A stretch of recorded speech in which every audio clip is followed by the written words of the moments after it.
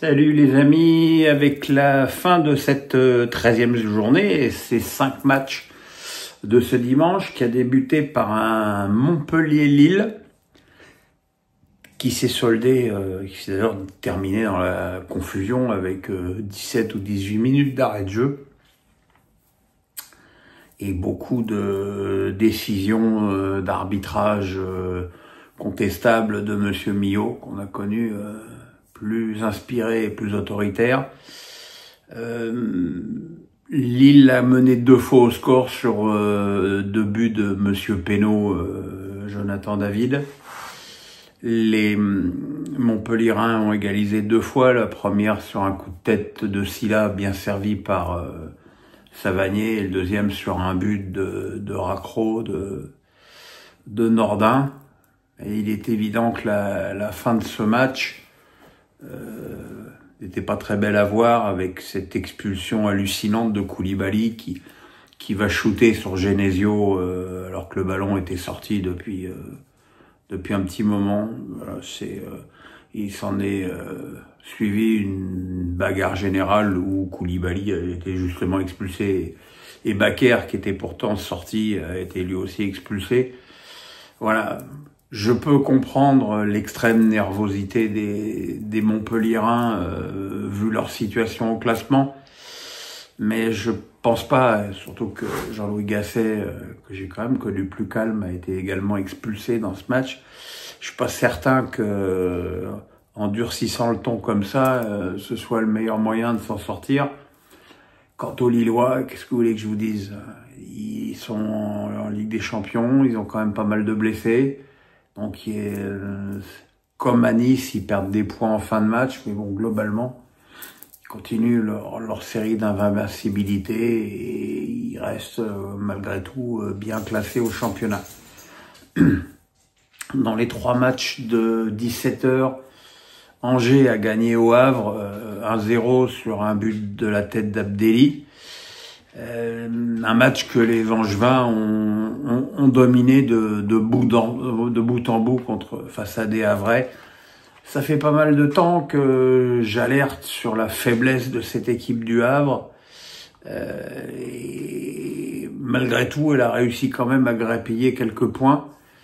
Mais malgré tout, je vois cette équipe en grande difficulté dans ce championnat. Elle n'est pas la seule, hein.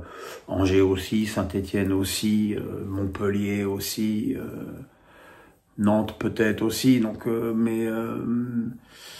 mais voilà, c'était évidemment un match très important dans la lutte pour le maintien, et cette défaite à domicile des Havrais va peser à la fois lourd dans les têtes, mais aussi dans les points. Toulouse a battu tranquillement Auxerre 2-0 sur un but de King et un penalty de Siro. Voilà, un match sans histoire pour des Toulousains qui ont fait le taf tranquillement à domicile face à des Auxerrois un petit peu décevants. Mais enfin bon, on se doutait bien aussi qu'Auxerre allait pas continuer à être comme ça en sur-régime toute la saison, et je pense que Pélissier connaît suffisamment bien le football et son équipe pour se douter qu'il y aura des moments un petit peu plus difficiles que ceux que viennent de vivre les Bourguignons ces dernières semaines. Et puis, comme d'habitude, j'ai envie de dire, Nice s'est fait voler à Lyon.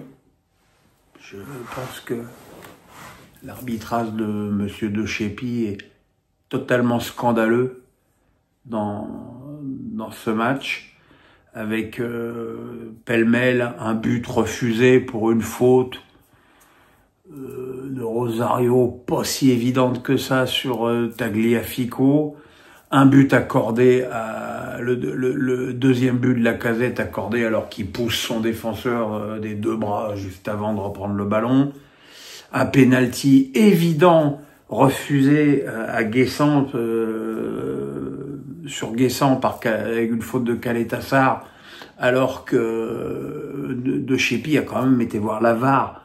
Donc moi je veux bien qu'on me dise que la VAR ça sert à rien, mais si c'est vu par un mec qui voit pas clair, forcément que ça sert à rien la VAR. Si les mecs sont incompétent au point de pas pouvoir analyser un mec qui te ceinture et qui te marche sur le pied. Moi, je sais pas. Là, je suis à court d'arguments. Bon, à côté de ça, cette équipe de Nice, très handicapée, a quand même souffert face à une équipe de Lyon alléchante. Mais bon, je pense que même sans De Chépi, Lyon aurait fini par gagner, mais certainement pas 4-1. Et certainement pas avec toutes les raisons que Hez et Maurice ont eu de hurler à très juste titre sur l'arbitrage à la fin de ce match. Voilà. Lyon, évidemment, en profite pour se placer à la 5e place au classement. Mais voilà, et effectivement, sur ce match-là, l'arbitrage a été plus que défaillant. Et puis ce soir, Marseille a bien fait d'aller 4 jours en mode commando pour préparer son match contre Monaco au Vélodrome, puisque les Marseillais l'ont emporté finalement 2-1. Dans un match disputé sur un excellent rythme, avec une bonne agressivité des deux équipes, beaucoup de vitesse d'exécution, probablement trop parfois, qui a entraîné beaucoup de déchets techniques de part et d'autre. Peu d'occasions finalement sur l'ensemble de la partie. Finalement, les 3 buts ont été marqués par des erreurs. Le premier par Golovin, bien servi par son capitaine Zakaria à la suite d'une perte de balle de Rongier, et les 2 buts marseillais par Luis Enrique sur un mauvais renvoi de Salissou. Voilà.